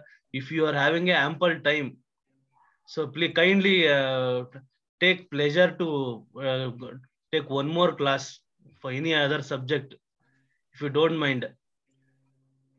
ಬೇರೆ ಯಾವ್ದಾದ್ರು ಸಬ್ಜೆಕ್ಟ್ ಒಂದು ತಗೊಳ್ಳಿ, ದಯವಿಟ್ಟು ತಗೊಳ್ಳಿ. ಎಷ್ಟು ತಾವು ಡೀಪ್ ಆಗಿ ಇನ್ವಾಲ್ವ್ ಆಗಿದ್ರಿ, ಎಷ್ಟು ತಾವು ತಮ್ಮದೇ ಆದಂತ ಒಂದು ಇಂಟರ್ಪ್ರಿಟೇಷನ್, ಎಷ್ಟು ಆಳವಾದ ಒಂದು ಡೀಪ್ ಆಗಿ ಡೆಪ್ತ್ ಆಗಿ ಹೋದ್ರಿ ಸಬ್ಜೆಕ್ಟ್ ಅಲ್ಲಿ ಅಂತಂದ್ರೆ, ನಾವು ಎಂಟೈರ್ CRPC ನ ಸುತ್ತಾಡ್ಕೊಂಡ್ ಬಂದ್ವಿ ಅಂತ ಅನಿಸ್ತದೆ. ಎಲ್ಲಾ ಚಾಪ್ಟರ್ಸ್ ಗಳನ್ನು ನಾವು ಬಸ್ ನಲ್ಲಿ ಏನ್ ಕುತ್ಕೊಂಡು ನಾವು ಪ್ರಯಾಣ ಮಾಡ್ತೀವಿ, ಸೊ ಒಂದು ಡೆಸ್ಟಿನೇಷನ್ ರೀಚ್ ಆಗ್ತೀವಿ, ಅದೇ ತರ ತಾವು ಒಂದು ಬಸ್ ನಲ್ಲಿ ಪ್ರಯಾಣ ಮಾಡಿಸ್ದಂಗೆ ತಾವು ಏನು ಕಂಪ್ಲೇಂಟ್ ಇಂದ ಹಿಡಿದು ನೀವು ಲಾಸ್ಟ್ ಟ್ರಯಲ್ ಮತ್ತೆ ಪ್ಲೀ ಬಾರ್ಗೇನಿಂಗ್ ವರ್ಗು ಹೋಗಿ ಕರ್ಕೊಂಡು ಹೋಗಿ, ಸೊ ಲಾಸ್ಟ್ ಅಲ್ಲಿ ಸ್ಪೆಷಲ್ ಪ್ರಾವಿಷನ್ ಆದ್ರೂ ಸಹ ಎಲ್ಲಾ ವಿಚಾರನೂ ಸಹ ತಾವು ಹೇಳಿದಿರಿ. ಇನ್ನರೆಂಟ್ ಪವರ್ಸ್ ಬಗ್ಗೆ ಹೇಳಿದಿರಿ. ಸಾಕಷ್ಟು ತಮ್ಗೆ ಒಂದು ಇಂಗ್ಲಿಷ್ ಲ್ಯಾಂಗ್ವೇಜ್ ಸ್ಕಿಲ್ಸ್ ಆಗಿರ್ಬೋದು, ಆ ವೆಕ್ಯಾಬ್ಲರಿ ಆಗಿರ್ಬೋದು, ಅದೆಲ್ಲಾನು ನಾವು ಕಲ್ತ್ಕೊಂಡ್ವಿ ನಿಮ್ ಕಡೆಯಿಂದ. ಸೊ ಯಾವ ತರ ನೀವು ಅರ್ಥೈಸ್ಕೊಂತೀರ, ಇಂಟರ್ಪ್ರಿಟೇಷನ್ ಮಾಡಿದ್ರಿ, ಇದೆಲ್ಲವೂ ಬಹಳ ಅದ್ಭುತವಾಗಿತ್ತು ಸರ್. ಬಹಳ ಅದ್ಭುತವಾದಂತ ಒಂದು ಉಪನ್ಯಾಸವನ್ನ ಕೊಟ್ಟಿದ್ದೀರಿ sir. You are really an asset to the legal fraternity. We will call you again and again. Please take pleasure and to come and give a lecture for us, sir. Thank you very much. I'm so happy if my endeavor, my exercise is useful to you. ಅದಕ್ಕಿಂತ ನನಗೆ ಖುಷಿ ತರ್ತಕ್ಕಂಥದ್ದು ಏನೇನಿಲ್ಲ. ತುಂಬಾ ಸಂತೋಷ ಆಗಿದೆ. I am so happy. ಅಲ್ಲ, ಇವತ್ ಮಾಡಿದಂತ lecture ಏನಿತ್ತು, ತಾವು ಮಾಡ್ತಿರಂತ ಲೆಕ್ಚರ್ ಇಷ್ಟು ಕೇಳಿದ್ರೆ ಸಾಕು, ಒಬ್ಬನಿಗೆ ಕಂಪ್ಲೀಟ್ ಒಂದು ಓವರ್ ಆಲ್ ಪಿಕ್ಚರ್ ಬಂದ್ಬಿಡ್ತದೆ ಅಂತ ನಾನು ಭಾವಿಸ್ತೀನಿ. ಇನ್ನೇನು ಬೇಡ, ಅವನು ಪುಸ್ತಕ ತೆಗೆಯೋದೇ ಬೇಡ. ತುಂಬಾ ಒಂದು ಇಯರ್ಫೋನ್ ಹಾಕೊಂಡು ಕೇಳ್ಕೊಂಡ್ಬಿಟ್ರೆ ಸಾಕು, ಅವನು ಆರಾಮಾಗಿ ಹೋಗಿ ಎಕ್ಸಾಮ್ ನಲ್ಲಿ ಬರ್ಬೋದು ಅಂತ ನಾನು ಭಾವಿಸ್ತೀನಿ. ಎಲ್ರೂ ಸಹ ನಮ್ಮ ಏನು ಅಭ್ಯರ್ಥಿಗಳಿದ್ದಾರೆ, ಪ್ರಹ್ಲಾದ್ ಅವ್ರು ಇರ್ಬೋದು, ಸ್ಫೂರ್ತಿ ಅವ್ರು ಇರ್ಬೋದು, ಕಾವ್ಯಶ್ರೀ ಅವ್ರು ಇರ್ಬೋದು, ಶಿವಣ್ಣ ಅವ್ರು ಇರ್ಬೋದು, ಮಂಜುಳಾ ಅವ್ರು ಇರ್ಬೋದು, ಮಾಲ್ತೇಶ್ ಇರ್ಬೋದು, ವೀಣಾ ಅವ್ರು ಇರ್ಬೋದು, ಚಂದ್ರಿಕಾ ಪಾಟೀಲ್ ಅವ್ರು ಇರ್ಬೋದು, ಎಲ್ರೂ ಸಹ ತಮ್ಮ ಒಂದು ಉಪನ್ಯಾಸದಿಂದ ಬಹಳ ಪ್ರಯೋಜನವನ್ನ ಪಡ್ಕೊಂಡಿದ್ದಾರೆ. ಈ ಒಂದು ತಮ್ಮ ಒಂದು ಉಪನ್ಯಾಸವನ್ನ ನಾವು ಯೂಟ್ಯೂಬ್ ನ ಚಾನೆಲ್ ಅಲ್ಲಿ ಸಹ ನಾವು ಪ್ರಸಾರ ಮಾಡ್ತಾ ಇದ್ದೀವಿ. ಇದರಿಂದ ಲಕ್ಷಾಂತರ ಅಭ್ಯರ್ಥಿಗಳಿಗೂ ಸಹ ಅನುಕೂಲ ಆಗ್ಲಿ ಅಂತ ನಾನು ಭಾವಿಸ್ತೀನಿ. ಸೊ ಈ ಒಂದು ಕಾರ್ಯಕ್ರಮನ ಬಹಳ ಯಶಸ್ವಿ ಮಾಡ್ಕೊಂಡಿದ್ದಾರೆ ಸರ್. ತಮ್ಗೆ ಹೃತ್ಪೂರ್ವಕ ಒಂದು ಧನ್ಯವಾದಗಳನ್ನ, ಕೃತಜ್ಞತೆಗಳನ್ನ ಸಲ್ಲಿಸ್ತಾ ಇದ್ದೀವಿ ಸರ್. ನಮಸ್ಕಾರ sir. Thank you very much. Thank you. I'm so happy. Thank you, sir. Thank you, sir. ಏನು ಪ್ರಶ್ನೆ ಇದೆಯಾದ್ರೂ ಏನಾದ್ರು ಪ್ರಶ್ನೆ ಇದೆಯಾ ಆಡಿಯನ್ಸ್ ಕಡೆಯಿಂದ? ಆಡಿಯನ್ಸ್ ಏನಾದ್ರು ಹೇಳ್ಬೋದು, ಫೀಡ್ಬ್ಯಾಕ್ ಕೊಡ್ಬೋದು. ಆಡಿಯನ್ಸ್ ಯಾರಾದ್ರೂ ಮಾತಾಡಿ. ನಿನ್ನೆ ಮತ್ತು ಇವತ್ತಿನ ಒಂದು ಉಪನ್ಯಾಸದಲ್ಲಿ ತಾವು ಏನು ಕಂಡುಕೊಂಡ್ರಿ? What you have observed, what you have ಏನು ಅಂಡರ್ಸ್ಟುಡ್? ಸೊ ಅದನ್ನೆಲ್ಲ ತಮ್ಮ ಒಂದು ಮಾತಲ್ಲಿ ಅನಿಸಿಕೆನ ಹೇಳ್ಕೋಬಹುದು. ಜಾಯಾ ಮೇಡಮ್ ಅವ್ರು ಮಾತಾಡ್ತೀರಾ? Yes sir. ಹಾ, ತುಂಬಾನೇ ಸರ್ ಲೆಕ್ಚರ್ ತುಂಬಾನೇ ಇನ್ಫಾರ್ಮೇಟಿವ್ ಆಗಿತ್ತು ಸರ್. ಇಷ್ಟೊಂದು ರಿಯಲಿ ನೀವು ಹೇಳಿದಂಗೆ ಬಹಳಷ್ಟು ಡೆಪ್ತ್ ಆಗಿ ಹೇಳಿದ್ರು. ನಾವು ಜಸ್ಟ್ ಪ್ರೊವಿಷನ್ಸ್ ಅನ್ನು ಓದಾಗ ನಮಗೆ ಇಷ್ಟೊಂದು ಕ್ಲಿಯರ್ ಆಗಿ ಅಂಡರ್ಸ್ಟ್ಯಾಂಡ್ ಆಗಲ್ಲ. ಸರ್ ಲೆಕ್ಚರ್ ಕೇಳಿದಾಗ ಅನಿಸ್ತು ಎಷ್ಟೊಂದು ಕ್ಲಿಯರ್ ಆಗಿದೆ ಅಲ್ಲ, ಇದು ನಮ್ಗೆ ಮೊದ್ಲೇ ಯಾಕೆ ಇಷ್ಟೊಂದು ಗೊತ್ತಿರ್ಲಿಲ್ಲ ಅಂತ ಅನ್ಸಂಗಾಯ್ತು. ಇದ್ದಿದ್ದೇನೆ ಅದರಲ್ಲಿ ಇದ್ದಿದ್ದೇನೆ ಎಷ್ಟೊಂದು ಕ್ಲಿಯರ್ಲಿ ಆಗಿ ಎಷ್ಟು ಕ್ಲೀನ್ ಆಗಿ ಎಕ್ಸ್ಪ್ಲನೇಷನ್ ಕೊಟ್ರು ಅಂದ್ರೆ ತುಂಬಾನೇ ಈಸಿ ಮಾಡ್ಬಿಟ್ರು. ಎಷ್ಟೊಂದು ಹಾರ್ಡ್ ವರ್ಡ್ಸ್ ಗಳನ್ನ ಗೊತ್ತಾಗ್ಲಾರ್ದಂತ ಲೀಗಲಿ ಕೆಲವೊಂದು ಪಾಯಿಂಟ್ಸ್ ಗಳನ್ನ ನಮ್ಗೆ ತುಂಬಾನೇ ಈಸಿಯಾಗಿ ಅದನ್ನ ಮಾಡ್ಬಿಟ್ರು. ಸರ್ ತಮಗೆ ಇನ್ನೊಂದು ಕೇಳೋದೇನಂದ್ರೆ sir CRPC section 161, 162 always confusion ಮಾಡ್ತಾ ಇರ್ತದೆ ಸರ್. ಅದನ್ನ ಸ್ವಲ್ಪ ಹೇಳ್ಕೊಟ್ರೆ ಎಲ್ಲರಿಗೂ ಅನುಕೂಲ ಆಗ್ತದೆ sir. 161, 162 madam, 161, 162 and section 145 of the Indian Evidence Act, they will go together. ಅದು ಕಾಂಟ್ರಡಿಕ್ಷನ್ ಏನು, ಒಮಿಷನ್ ಏನು, ಕಾಂಟ್ರಡಿಕ್ಷನ್ ಏನು ಅದ್ರ ಬಗ್ಗೆ ಅದನ್ನ ಡೀಪ್ ಆಗಿ ವಿತ್ ಅಥಾರಿಟೀಸ್ ನಾನು ಹೇಳ್ಬೇಕಾಗುತ್ತೆ. ಬೇಕಾದ್ರೆ ಇನ್ನೊಂದು ಹೇಳ್ತೀನಿ ಅಂತ ಹೇಳ್ತೀನಿ. Okay sir. 162 CRPC. ಯಾಕಂದ್ರೆ 161, 162 as you rightly said, 161, 162 read together under section 145 of the Indian Evidence Act. ಏನ್ ಒಮಿಷನ್, ಏನ್ ಕಾಂಟ್ರಡಿಕ್ಷನ್, ಯಾವಾಗ ಅಡ್ಮಿಟ್ ಮಾಡ್ಕೋಬೇಕು, ಯಾವಾಗ ಎವಿಡೆನ್ಷಿಯರಿ ವ್ಯಾಲ್ಯೂ ಏನಿದೆ ಅನ್ನೋದ್ರ ಬಗ್ಗೆ definitely there is ambiguity in that section, no doubt, that needs a review ಅದ್ ಮಾಡ್ಬೇಕಾಗುತ್ತೆ. we'll do it some other day. Yes sir. ಯಾಕಂದ್ರೆ 45 ಎವಿಡೆನ್ಸ್ ಆಕ್ಟ್ ಅಲ್ಲಿ 162 ಅಷ್ಟೇ ಎಕ್ಸ್ಪ್ಲನೇಷನ್ ತಗೋತಾರೆ ಸರ್. 161 ಅನ್ನ ಸ್ವಲ್ಪ ಎಕ್ಸ್ಪ್ಲನೇಷನ್ಸ್ ಕೊಡೋದು ಕಮ್ಮಿ ಅಂತ ಅನಿಸ್ತದೆ ಸರ್ 145 ಅಲ್ಲಿ. ಬಟ್ ಆ ರೀತಿ ಅದು ತುಂಬಾನೇ ಸ್ವಲ್ಪ ಕ್ಲೀನ್ ಆಗಿ ಅಂಡರ್ಸ್ಟ್ಯಾಂಡ್ ಆಗ್ಬೇಕಾಗಿತ್ತು ಸರ್. ಅದರಲ್ಲಿ ಕ್ಲೀನ್ ಆಗಿ ಕೆಲವೊಂದ್ ಕಡೆ 161 ಅಲ್ಲಿ ಡಿನೈ ಮಾಡಿದ್ರೆ, 162 ಸ್ಟೇಟ್ಮೆಂಟ್ಸ್ ಅನ್ನ ಡಿನೈ ಮಾಡಿದ್ರೆ ಯಾವ ರೀತಿ ಕ್ರಾಸ್ ಎಕ್ಸಾಮಿನೇಷನ್ ಅಲ್ಲಿ ಹೇಗ್ ಮಾಡೋದಿರ್ತದೆ ಅಲ್ವಾ ಸರ್. ಇದನ್ನೆಲ್ಲ ಸ್ವಲ್ಪ ಏನಾಗ್ತದೆ ಅಂತಂದ್ರೆ ತಿಳಿದ್ರು ಏನಾಗ್ತದೆ ಅಂದ್ರೆ ಆ ಮೂಮೆಂಟ್ ಬಂದಾಗ ಮತ್ತೆ ಕನ್ಫ್ಯೂಷನ್ ಶುರು ಆಗ್ತದೆ. ಹಾಗಾಗಿ ಸ್ವಲ್ಪ ಕ್ಲೀನ್ ಆಗಿ 161, 162 ನೆಕ್ಸ್ಟ್ ತಮಗೆ ಟೈಮ್ ತಗೊಂಡ್ಬಿಟ್ಟು ಒಂದು ಸಲ ಲೆಕ್ಚರ್ ಮಾಡಿ. ಅಲ್ಲಿ ಒಮಿಷನ್ ಅಂಡ್ ಕಾಂಟ್ರಡಿಕ್ಷನ್ ಅಂತ ಬರ್ತದೆ ನೋಡಿ. ಯಾವ್ದು ಒಮಿಷನ್, ಯಾವ್ದು ಕಾಂಟ್ರಡಿಕ್ಷನ್ ಅನ್ನೋದು absolutely creates a doubt in everybody's mind. It's a bona fide doubt. ಅದನ್ನ concede and we will explain that. Yes sir. Thank you sir. Thank you. Venkoba Desai ಅವ್ರು ಏನಾದ್ರು ಒಂದು ತಮ್ಮ ಫೀಡ್ಬ್ಯಾಕ್ ಕೊಡ್ತೀರಿ? ವೆಂಕೋಬ ದೇಸಾಯಿ. ಚಂದ್ರಿಕಾ ಪಾಟೀಲ್ ಮೇಡಮ್ ಅವರೇ ಒಂದು ಫೀಡ್ಬ್ಯಾಕ್ ಕೊಡಿ ಸರ್ ಬಗ್ಗೆ. ಒಂದು ಫೀಡ್ಬ್ಯಾಕ್ ತಮ್ದು ಏನಾದ್ರು ಇದೆಯಾ? So thank you sir, class was very informative. ಆಮೇಲೆ ನಮ್ ಸೆಕ್ಷನ್ಸ್ ಕನೆಕ್ಟ್ ಮಾಡೋದು ಹೆಂಗ್ ಗೊತ್ತಾಯ್ತು ಸರ್? ಫಸ್ಟ್ ಸೆಕ್ಷನ್ ವೈಸ್ ಹಂಗೆ ಬೇಸಿಕ್ ಕ್ಲಿಯರ್ ಆಗಿ ಬರಿತಾ ಇದ್ವಿ ಸರ್. ಇವಾಗ ಕನೆಕ್ಟ್ ಮಾಡೋದು ಗೊತ್ತಾಯ್ತು sir. Thank you sir. Exam purpose very useful ಆಯ್ತು sir. Thank you sir. Thank you madam. Thank you sir. So thank you all for wonderful day sir. Thank you for the wonderful day sir. So very informative lecture. So we have never heard before sir. Definitely we will make you as an asset to our academy sir. We are very grateful and we are very thankful for your kind lecture sir. Thank you very much sir. Thank you sir. I'm grateful to you sir. You know one thing about ಪುರುಷೋತ್ತಮ ಬಗ್ಗೆ ಹೇಳೋದಂದ್ರೆ, ನೀವು ಈ ಆಸಕ್ತಿ ಇದೆಯಲ್ಲ, ಈ service mode, ಒಂದು ಸಂಸ್ಥೆಯನ್ನ ಹುಟ್ಟಾಕೋದೊಂದು, ಕಟ್ಟೋದೊಂದು, ಬೆಳೆಸೋದು ಇದೆಯಲ್ಲ, ಇಟ್ಸ್ ವೆರಿ ಡಿಫಿಕಲ್ಟ್ ಟಾಸ್ಕ್. ಹಾಗಾಗಿ ನೀವು ಹೇಳಿದ ಒಂದೇ ಒಂದು ಮಾತಿಗೆ ನಾನು ಯಾರು ನೋಡ್ದಲೇ ನಾನು ಒಪ್ಕೊಂಡೆ. I know the difficulty of organising a institution. ನಾನು ಕೆಲವು ಸಂಸ್ಥೆಗಳಲ್ಲಿ ಕೆಲಸ ಮಾಡಿ ಬಂದಿದ್ದಲ್ಲ, ಬಹಳ ಹ್ಯೂಮನ್ ಸರ್ವಿಸ್ ಮಾಡ್ತಾ ಇದ್ದಾರೆ. I am so happy. Thank you very much, sir. Thank you, sir. Bless you to in your future endeavor. So thank you, sir. So as so the thing that I really admire you because you are also a law professor. So and you are in a path. So ನಮಗೆ ಏನಂತಂದ್ರೆ ಇದು knowledge based profession ಆಗಿರೋದ್ರಿಂದ ಇದು ನಿರಂತರವಾಗಿ continuous ಆಗಿ ನಾವು learning ಮಾಡ್ಬೇಕು ಅನ್ನೋ ಉದ್ದೇಶದಿಂದ ಒಂದು ಅಕಾಡೆಮಿನ ನಾವು ಮಾಡ್ಕೊಂಡಿದ್ದೀವಿ ಸರ್. ಜ್ಞಾನವಾಹಿನಿ. ಹೌದು ಸರ್, ಹೌದು ಹೌದು. ಕಾನೂನು ಜ್ಞಾನ ನಿರಂತರವಾಗಿ ಕಲಿತಾ ಇರಬೇಕು. As society is a dynamic, law is also A dynamic. So ಅದು ಸ್ಟಾಟಿಕ್ ಅಲ್ಲ. ಹಾಗಾಗಿ ನಿರಂತರ ಒಂದು ಅಭ್ಯಾಸ ಆಗ್ತಾ ಇರ್ಲಿ ಒಂದು ಉದ್ದೇಶದಿಂದ ಇದೊಂದು ಅಕಾಡೆಮಿ ಮಾಡ್ಕೊಂಡಿದೀವಿ. ತಮ್ಮ ಒಂದು ಈ ತರ ಒಂದು ರಿಸೋರ್ಸ್ಫುಲ್ ಪರ್ಸನ್ಸ್ ಬಂದ್ರೆ ನಮ್ಗೆ ಅದರದೇ ಆದಂತ ಒಂದು ಬೆಳವಣಿಗೆ ಆಗ್ತದೆ sir. So thank you very much sir. ಸಂಘಟನೆ ಮಾಡೋದು ಈಸಿ, ಅದೇ ಸಂಘಟದ ಆಗೋದು ಬಹಳ ಕಷ್ಟ. ನಾವು ಹೇಳಿತ್ತು ಕ್ರಿಯೇಟ್ ಮಾಡ್ಬಿಡ್ಬೋದು, ಏನೋ ಟ್ರಸ್ಟ್ ಮಾಡಿ ಒಂದು ರಿಜಿಸ್ಟರ್ ಮಾಡ್ಬಿಡ್ಬೋದು. ಅದ್ರ ಸೊ ಸಂಘಟನೆ ಮಾಡೋದು ಬಹಳ ಕಷ್ಟ ತಾವ್ ಹೇಳ್ದಂಗೆ. ಸೊ ನಡ್ಕೊಂಡು ಹೋಗ್ತಾ ಇದೆ ಸರ್. ಇನ್ನ ಎಷ್ಟ್ ದಿನ ನಮ್ಗೆ ದೇವ್ರ ಶಕ್ತಿ ಕೊಡ್ತು, ಅಲ್ಲಿವರೆಗೂ ನಾವು ನಡ್ಸ್ಕೊಂಡು ಹೋಗ್ತೀವಿ ಸರ್. ತಮ್ಮ ಈ ಆಡಿಯನ್ಸ್ ಅಲ್ಲೆಲ್ಲ ಅವರೇ ನಮಗ್ ಶಕ್ತಿ, ಅವರೆಲ್ಲರೂ ಬರ್ತಾರೆ, ನಮ್ಗೆ ಅದೇ ಖುಷಿ sir. Thank you very much sir. Thank you sir. Thank you.